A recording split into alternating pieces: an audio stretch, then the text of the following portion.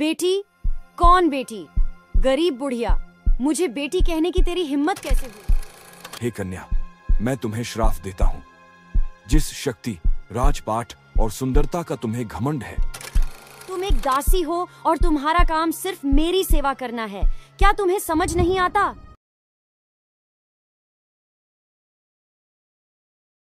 यह कहानी एक ऐतिहासिक राज्य उदयगढ़ की है, जहां एक दयालु और न्यायप्रिय राजा शासन करता था। वह अपनी प्रजा से प्रेम करता था और उनकी भलाई के लिए हमेशा तत्पर रहता था। लेकिन उसकी इकलौती पुत्री राजकुमारी सुलेखा बिल्कुल विपरीत स्वभाव की थी। वह अपनी सुंदरता, धन और महल के वैभव पर अत्यधिक घमंड करती थी। एक दिन, पिताजी, मैं क्यों न राज्य की सेनाओं की कमान संभाल लूं? आप हमेशा मुझसे कहते हो कि मुझे नेतृत्व की क्षमता है, तो क्यों न अब मैं इसे साबित कर दूं?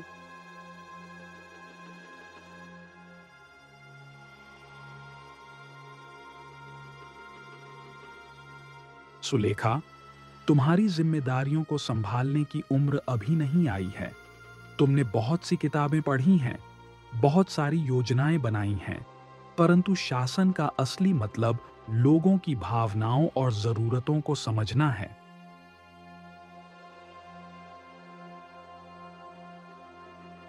आप मुझे कमजोर समझते हैं पिताजी। मैं इस राज्य का शासन संभालने के लिए पूरी तरह से तैयार हूँ। राजकुमारी सुलेखा का घमंड दिन ब दिन बढ़ता जा रहा था। वह हर किसी से सिर्फ अपनी इच्छाएं पूरी करवाना चाहती थी। किसी भी छोटे से छोटे काम को भी वह तिरस्कार से देखती थी। एक दिन जब राजकुमारी ने दासी से विशेष वस्त्र सफाई करने को कहा, दासी मल्लिका ने अपनी पूरी मेहनत लगाकर वह काम किया। लेकिन जब सुलेखा ने परिणाम देखा तो उसका गुस्सा फूट पड़ा। तुमने मेरी पसंद की पोशाक को ठीक से नहीं धोया। क्या तुम्हें नहीं पता कि मैं कितनी महत्वपूर्ण हूँ? मुझे खेद है राजकुमारी, मैं अगली बार इसे अच्छे से धो लूंगी। तुम हमेशा यही बहाने बनाती हो। मुझे अब तुम्हारी नाकामी नहीं सहन होती। तुम्हें इस महल से बाहर निकाल दूंगी अगर तुमने अपनी सेवाएं ठीक से नहीं दी तो। ठीक है राजकुमारी, मैं कोशिश करूंगी।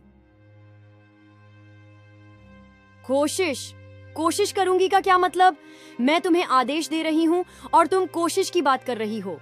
जाओ कपड़े धो।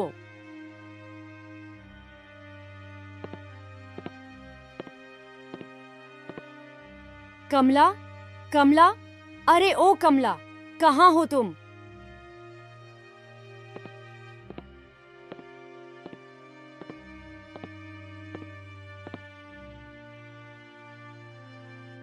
जी राजकुमारी। तुमने गहनों की सफाई ठीक से नहीं की। यह कहीं से भी चमक नहीं रहे हैं। क्या तुम मेरी सेवा करने के योग्य हो भी? मुझे खेद है राजकुमारी। अगर गहनों में कोई कमी है तो मैं उन्हें फिर से साफ कर दूंगी। बस, तुम मुझे हमेशा माफी मांगते हुए ही क्यों दिखाई देती हो? क्या तुम खुद को किसी लायक नहीं समझती? मुझे तुम्हारी परवाह नहीं है। तुम किसी काम की नहीं हो। कमला चुप रही, क्योंकि वह जानती थी कि यदि वह जवाब देगी तो स्थिति और बिगड़ जाएगी। उसने सिर झुकाकर गहनों की सफाई में लगे रहने का निर्णय लिया। उसकी आंखों में दर्द था, लेकिन वह राजकुमारी की क्रूरता के सामने कुछ नहीं कर पा रही थी। कमला ने बहुत समय तक राजकुमारी की क्रूरता को सहा था, लेकिन वह खुद को और अपने आत्मसम्मान को वापस पाना चाहती थी। एक दिन जब सुलेखा ने उसे फिर से अपमानित किया, कमला और उसकी बहन ने तय किया कि अब वह चुप नहीं रहेगी। उसने अपनी आंखों में दृढ़ नायकता भरते हुए राजकुमारी से बात करने का मन बनाया। राजकुमारी, हमें आपसे कुछ कहना है। हम आपकी दासी हैं और अपना अपना काम पूरी ईमानदारी से करते हैं, लेकिन हर बार आप हमें तिरस्कृत करना, अपमानित करना और अवमानना करना हमें बहुत चोट पहुंचाता है। अब तुम मुझे सिखाओगे कि मुझे कैसे और क्या करना चाहिए। तुम एक मामूली सी दासी हो और कुछ नहीं। मैं एक दासी हो सकती हूँ, लेकिन इसका मतलब यह नहीं कि मैं कोई इंसान नहीं हूँ। मुझे भी सम्मान चाहिए और मेरा आत्मसम्मान मेरे लिए महत्वपूर्ण है। अगर आप मुझे सम्मान नहीं दे सकती तो मैं ये काम छोड़ दूंगी। तुम अपनी सीमाओं को भूल रही हो। तुम एक दासी हो और तुम्हारा काम सिर्फ मेरी सेवा करना है। क्या तुम्हें समझ नहीं आता?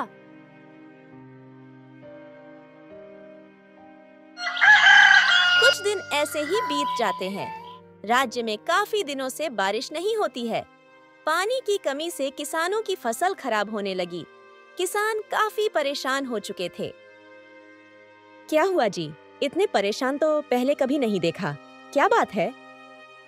क्या करूं लक्ष्मी, इस बार भी बारिश ने धोखा दे दिया। खेतों की मिट्टी फट रही है, पानी का नामो निशान नहीं है। पूरी फसल अब मुरझाने लगी है। अगर ऐसे ही रहा तो हमारा गुजारा कैसे हो पाएगा? यह परेशानी एक किसान की नहीं थी, बल्कि पूरे राज्य की थी। ये भगवान की कैसी नियति है सरला। फसल तो लगा दिए हैं, लेकिन बारिश नहीं हुई तो फसल बर्बाद हो जाएगी। हाँ जी, आप सही कह रहे हो। हमारे पास तो सिंचाई का साधन भी नहीं है। जो बचे खुचे पैसे थे वो भी उधारी चुका दिए। लगता है महाराज के पास हाथ जोड़ने के अलावा कोई रास्ता नहीं बचा है। तभी कुछ हो पाएगा, नहीं तो फसल बर्बाद होने से कोई रोक नहीं सकता। आप महाराज से कोई उम्मीद मत रखिए जी। महाराज अच्छे हैं, किंतु उसकी पुत्री सुलेखा वो बहुत ही निर्दय और अहंकारी है, और उसके रहते हम जैसे गरीबों की मदद कभी नहीं हो सकती। एक दिन जब राजकुमारी ने राज्य के गांव का दौरा किया, तो उसे एक छोटे से गांव के लोग अपने फसल की खराबी के कारण परेशान दिखाई दिए। जब राजकुमारी वहां गई तो राजकुमारी, हमारे पास पानी की कमी है और फसल की हालत बहुत खराब है। क्या आप हमारी मदद कर सकती हैं? क्या तुम समझते हो कि मैं तुम जैसे मामूली गरीब लोगों की मदद करूंगी? तुम्हारे लिए मैं किसी भी प्रकार की मदद नहीं करूंगी। तुम अपनी किस्मत को ही दोष दो। राजकुमारी जी, हम तो बस मेहनत करते हैं। अब बारिश ही नहीं हो रहा है, इसमें हमारी गलती क्या है? और हमारे पास उतना पैसा भी नहीं है जिससे हम सिंचाई के साधन खरीद सकें। तुम लोगों को बस बहाना बनाना आता है और कुछ नहीं। अगर खेती नहीं करना आता तो भूखे मरो। राजकुमारी किसानों की किसी तरह मदद नहीं करती है। जब वह रास्ते में जा रही थी, तभी एक भूखी बूढ़ी औरत राजकुमारी को देखकर रुक जाती है और कहती है, राजकुमारी, कुछ खाने के लिए दे दो। हफ्ते भर से कुछ खाया नहीं। ऐसा लग रहा है जैसे भूख से जान चली जाएगी। अरे बुढ़िया, तुम्हारी किस्मत में ही लिखा है भूख से मरना। तुम अपनी ही किस्मत को दोष दो। ऐसे मत बोलो बेटी। बेटी? कौन बेटी? गरीब बुढ़िया, मुझे बेटी कहने की तेरी हिम्मत कैसे हुई? पता है ना मैं कौन हूँ। मेरा नाम लेने के लिए भी 100 बार सोचना पड़ता है, और तू मुझे बेटी बोल रही है। लगता है आज पूरा दिन ही खराब जाएगा। राजकुमारी बुढ़िया को डांट फटकार वहां से भगा देती है। वह घमंड और अपनी सुंदरता पर इतना मोहित हो चुकी थी कि वह अक्सर राज्य के बाहर शिकार पर जाती। एक दिन शिकार करते हुए वह जंगल में एक दूरस्थ स्थान पर पहुंच गई, जहां एक महान पंडित तपस्या कर रहा है। उसका दिल चाहा कि वह पंडित से मिलकर अपनी शक्ति और रुतबे का एहसास कराए। अरे वो पंडित, कौन हो तुम? अरे ढोंगी पंडित, मेरी आवाज तुम्हें सुनाई नहीं दे रही है क्या? अरे वो ढोंगी पंडित, बहरे हो क्या? राजकुमारी के इतने बोलते ही वह जग जाता है और गुस्से से कहता है, कौन हो तुम मूर्ख कन्या? मेरे बरसों की तपस्या को तुमने भंग कर दिया। अरे ओ ढोंगी, मुझे मूर्ख बोलने का तुमने दुस्साहस कैसे किया? तुम्हें पता नहीं है कि मैं कौन हूँ? मैं दशरथ महाराज की एकलौती पुत्री सुलेखा हूँ। मेरी सुंदरता और मेरी शक्ति से पूरे उदयगढ़ में मेरी प्रशंसा होती है, और तुमने मुझे मूर्ख कहा। होगी तुम किसी दूसरों के लिए सुंदर, किंतु मेरे लिए तुम एक स्वार्थी, निर्दयी और अहंकारी हो। हे कन्या, मैं तुम्हें श्राप देता हूं। जिस शक्ति, राजपाट और सुंदरता का तुम्हें घमंड है, वह एक दिन धीरे धीरे नष्ट हो जाएगी। तुम्हारा शरीर धीरे धीरे सिकुड़कर एक बदसूरत कन्या जैसे दिखने लगोगी। और जिस जिसको तुमने अपने घमंड और शक्ति से दूसरों को क्षति पहुंचाई है, एक दिन उन्हीं लोग तुम्हारे बदसूरत को देखकर हंसेंगे। मैं तुम्हारे जैसे ढोंगी पंडित के श्राप से नहीं डरती हूँ। शाम का समय हो चुका था। राजकुमारी अपने महल की ओर आने लगती है। महल में आकर वह कुर्सी में बैठकर सोचने लगती है। क्या मैं बहुत अहंकारी हूँ? क्या मैं लोगों की भलाई करने योग्य हूँ? लेकिन मैं लोगों की मदद क्यों करूँ? कुछ देर सोचने के बाद वह अपने कक्ष में आकर सो जाती है। अगले दिन जब सुबह हुई तो अरे, मेरे शरीर को ये क्या हो रहा है? मेरे शरीर में ये कैसी जलन हो रही है? हे भगवान, लगता है वह साधु पंडित का श्राप का असर हो रहा है। हे भगवान, रक्षा करो मेरी। देखते देखते ही राजकुमारी का जलन से लाल हो जाती है और वह एक बदसूरत औरत में बदल जाती है। अगर मैं पंडित से मिलने जाऊं तो शायद मुझे कुछ समाधान मिल सकता है, लेकिन मेरे पिता को बताना होगा कि मैं क्या कर चुकी हूं, ताकि वह मुझे सही रास्ता दिखा सकें।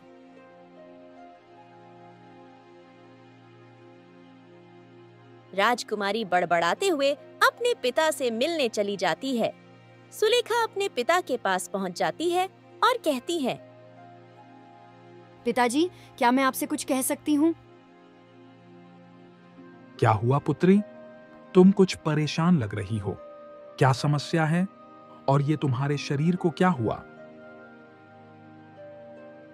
पिताजी, मुझे आज ये बताने की हिम्मत मिल रही है कि मैंने एक बहुत बड़ी गलती की है।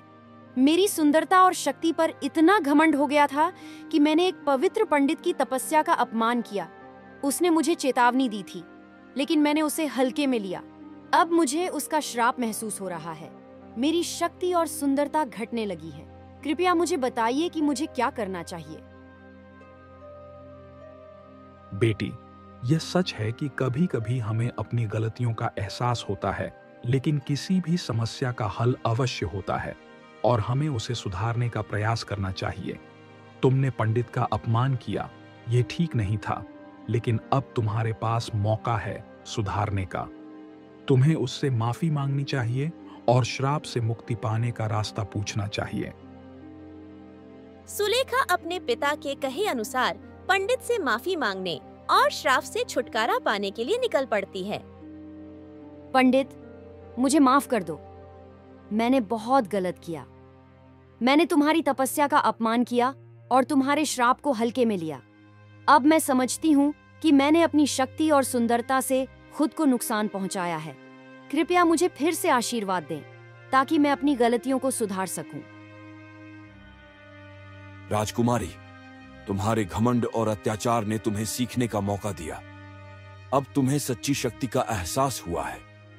शक्ति केवल बाहरी नहीं होती, बल्कि आंतरिक बल और आत्म संयम से भी जुड़ी होती है। मैं अपना श्राप तो वापस नहीं ले सकता, किंतु अगर इस श्राप से छुटकारा पाना चाहती हो तो तुम्हें अपने हृदय को शुद्ध करना होगा। जिन जिन लोगों को तुमने अत्याचार किया है, उनको दुखी पहुंचाई है, उनसे माफी मांगो और सभी के हित के लिए निस्वार्थ कार्य करो। ऐसे करके तुम श्राप से छुटकारा पा सकती हो। राजकुमारी सर्वप्रथम अपने दासियों से माफी मांगती है और कहती है, दीदी, मैं जानती हूँ कि मैंने हमेशा तुम्हें तंग किया है, तुम्हारी कठिनाइयों का मजाक उड़ाया है और तुम्हारे काम की कभी सराहना नहीं की। मुझे शर्म आती है कि मैंने तुम्हें कभी सम्मान नहीं दिया। कृपया मुझे अपनी छोटी बहन समझकर माफ कर दो। राजकुमारी, हम हमेशा आपकी सेवा करने के लिए तत्पर थीं, लेकिन आपकी क्रूरता ने कभी मुझे चैन से काम नहीं करने दिया। लेकिन हमें खुशी है कि आप अब बदल रही हैं। मुझे यकीन है कि आपकी यह माफी सच्ची है और इस माफी को हम स्वीकार करते हैं। राजकुमारी किसानों से भी माफी मांगने पहुंचती है। गांव वालों, मुझे बहुत खेद है कि मैंने हमेशा आपकी तकलीफों की अनदेखा की। मेरे घमंड और अत्याचार ने आपके जीवन को कठिन बना दिया। मैं जानती हूँ कि मैं गलत थी, कृपया मुझे माफ कर दो और मुझे मौका दो ताकि मैं आपकी मदद कर सकूं। राजकुमारी, तुम्हारे अत्याचार ने हमारे दिलों को बहुत चोट पहुंचाई, लेकिन हम जानते हैं कि हर व्यक्ति में सुधार की संभावना होती है। अगर तुम सच में बदलाव चाहती हो तो हम तुम्हारी मदद करेंगे। राजकुमारी अपनी माफी मांगने की कड़ी को वहीं खत्म नहीं करती, बल्कि वह बूढ़ी औरत के पास जाती है। माँ, मुझे खेद है कि मैंने तुम्हारी मदद करने की बजाय तुम्हें और तंग किया। मैं अब तुम्हें वही सम्मान और मदद देना चाहती हूँ जो तुम्हारा अधिकार है। कृपया मुझे एक और मौका दो। राजकुमारी, तुम्हारी बातों ने मुझे बहुत चौंकाया है। मैंने कभी सोचा नहीं था कि तुम हमें इतनी गहराई से समझ सकोगी। मैं तुम्हारी माफी स्वीकार करती हूँ और मुझे उम्मीद है कि तुम्हारा बदलाव सच्चा होगा। कुछ दिन के बाद राजमहल में एक दिन दरबार हुआ। सुलेखा ने पहले अपनी पंखुड़ी जैसी मुलायम मुस्कान से सभी की ओर देखा। उसकी मुस्कान ने वातावरण में एक हल्की सी शांति और सुकून भर दिया था। दरबार के सभी लोग उसकी बदलती हुई छवि से हैरान थे। दरबारी हैरान होकर, क्या यह वही राजकुमारी सुलेखा है? उसकी मुस्कान में कितनी शांति आ गई है। पहले तो उसकी आंखों में केवल घमंड और गुस्सा था, लेकिन अब सब कुछ बदल चुका है।